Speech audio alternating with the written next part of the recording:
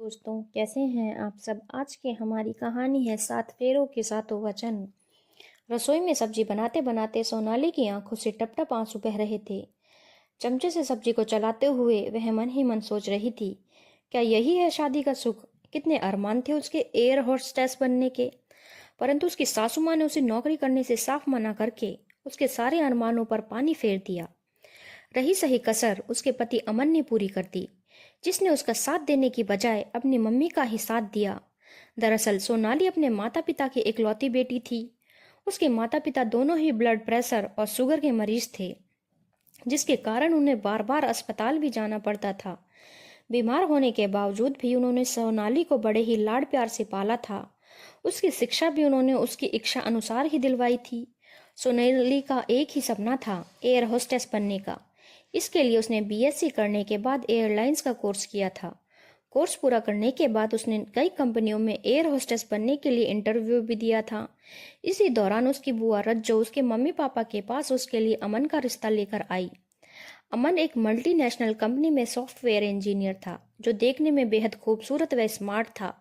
और सबसे बड़ी बात यह थी कि उसकी कोई मांग भी नहीं थी, बस वह अपने लिए खूबसूरत और स्मार्ट लड़की चाहता था। सोनाली भी खूबसूरत और स्मार्ट थी और अमन ने उसे देखते ही पसंद कर लिया था। तब उसके मम्मी पापा ने जल्द ही अमन की शादी करने का फैसला भी कर लिया था और उसकी शादी की तारीख भी तय कर दी थी। सोनाली पहले नौकरी करना चाहती थी, फिर शादी। जब उसने अपना यह फैसला अपने पापा को बताया तो उसके पापा बोले, बेटी हम दोनों ब्लड प्रेशर और शुगर के मरीज हैं, कभी भी हमारी हालत खराब हो जाती है। जिंदगी का क्या है, क्या भरोसा, कल हम रहें ना रहें, इसलिए हम दोनों की यही इच्छा है कि जल्दी से जल्द तुम्हारे हाथ पीले कर दें। नौकरी का क्या है, वह तो तुम शादी के बाद भी कर लेना। मैं अमन से इस बारे में बात कर लूंगा। वैसे भी अमन पढ़ा लिखा नौजवान है, वह तुम्हें नौकरी करने के लिए बिल्कुल भी मना नहीं करेगा। यदि तुम्हें कोई शक हो तो मैं अभी अमन से बात कर लूंगा। फिर उन्होंने उसी वक्त अमन से फोन करके सोनाली की नौकरी के बारे में पूछा। अमन बोला, पापा जी यदि सोनाली का मन है शादी के बाद नौकरी करने का तो मेरी तरफ से उसे कोई मनाही नहीं है, आप इस बारे में निश्चित रहें। अमन का जवाब पाकर सोनाली के पापा निश्चित हो गए थे और कुछ दिन बाद ही उन्होंने धूमधाम से अमन के साथ सोनाली का विवाह कर दिया था। सोनाली शादी के बाद अपने ससुराल में आकर बेहद खुश थी। उसके सास ससुर, पति और ननद उसे बेहद प्यार करते थे। उसकी ननद शीतल तो उसे भाभी भाभी कहकर हमेशा उसके आगे पीछे घूमती रहती थी। शीतल पढ़ने में बहुत होशियार थी। ग्रेजुएशन के बाद वह आईएएस ऑफिसर बनने के लिए यूपीएससी की परीक्षा की तैयारी कर रही थी। एक दिन सोनाली जब रसोई में खाना बना रही थी, तब उसके पास एक कंपनी से फोन आया कि वह इंटरव्यू में पास हो गई है।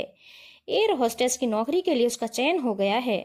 सोनाली यह खबर सुनकर खुशी से उछल पड़ी थी, क्योंकि एयर होस्टेस बनने का उसका सपना पूरा जो होने जा रहा था। जब उसने यह खुशखबरी अपनी सासू माँ से कही तो उसकी सासू माँ बुरा सा मुंह बनाकर बोली, हमारे यहाँ बहू नौकरी नहीं करती, बस घर का काम करती हैं और अपने सास ससुर की सेवा करती हैं। वैसे भी तुम्हें क्या जरूरत है नौकरी करने की, अमन अच्छा भला कमाता तो है, चलो जाकर रसोई में अपना काम करो। उस वक्त अमन भी वहां पर था, अपनी मम्मी की बातें सुन रहे थे।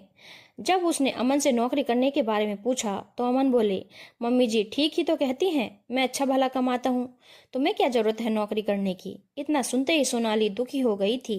वह दुखी होकर रसोई में खाना बनाने चली गई। खाना बनाते हुए उसकी आंखों से टप टप आंसू बह रहे थे। जब वह खाना बनाकर अपने कमरे की तरफ गई तो उसने देखा कि ननद शीतल अपने कमरे में बैठकर बड़ी तल्लीनता से यूपीएससी की परीक्षा के लिए पढ़ाई कर रही थी। शीतल को पढ़ते देखकर सोनाली बोली, दीदी क्या फायदा इतनी पढ़ाई करने का भी, आपके ससुराल वालों ने भी शादी के बाद आपको नौकरी न करने दी तो। तभी उसकी बात सुनकर अमन वहीं पर आ गए। वह सोनाली से बोले, कैसे पागलों जैसी बात कर रही हो तुम, इसके ससुराल वाले से नौकरी करने से क्यों मना करेंगे, इसे भी अपनी मर्जी से अपनी जिंदगी जीने का पूरा हक है। यदि इसके सास ससुर इसको नौकरी के लिए मना करेंगे तो मैं इसके पति को समझा लूंगा कि वह इसका साथ दे। जब शादी के वक्त साथ फेरे लेते हैं तब पति यही मान लेता है कि पत्नी के सुख दुख में हमेशा साथ देगा। अगर वह इसको नौकरी करने को मना करेगा तो मैं उसे समझा लूंगा। तुरंत ही सोनाली बोली, 7 फेरे तो तुमने भी लिए थे मेरे साथ, तुमने भी तो वचन दिया था सुख दुख में मेरा साथ देने का। और फिर मेरे मम्मी पापा ने शादी से पहले आपसे पूछा भी था मुझे नौकरी करने के लिए। तब आपने उन्हें पूरा विश्वास दिलाया था कि आप मुझे शादी के बाद नौकरी करने देंगे। सोनाली की बात सुनते ही अमन का चेहरा उतर गया। यह देखकर शीतल बोली, वाह भैया, आप मेरे लिए मेरे पति को समझा सकते हैं, परंतु भाभी के लिए मम्मी को नहीं समझा सकते। ऐसा दोगलापन क्यों? जो भाभी के लिए मम्मी को नहीं मना सकता, वह मेरे पति को क्या मनाएगा? जब भाभी के पापा को पता चलेगा कि आपने भाभी का बिल्कुल भी साथ नहीं दिया, तो आपके बारे में कितना बुरा सोचेंगे। शीतल की बात सुनकर अमन बोला, ठीक कह रही हो बहना, अब मैं तुम्हारी बात समझ गया। मैं मम्मी को जरूर समझा लूंगा और उन्हें राजी कर लूंगा कि वे सोनाली को नौकरी करने दे। फिर वह सोनाली से बोला, तुम कल से अपनी नौकरी ज्वाइन करने की तैयारी करो। यदि कोई तुम्हारे काम में अड़चन डालेगा तो मैं तुम्हारी पूरी मदद करूंगा। मैं तुम्हारा पूरी तरह से साथ दूंगा। आखिर मैंने तुम्हारा साथ निभाने के लिए 7 फेरों के सातों वचन जो लिए हैं। अमन की बात सुनकर सोनाली मुस्कुरा दी। वह खुश होकर अपनी नौकरी पर जाने की तैयारी करने लगी थी।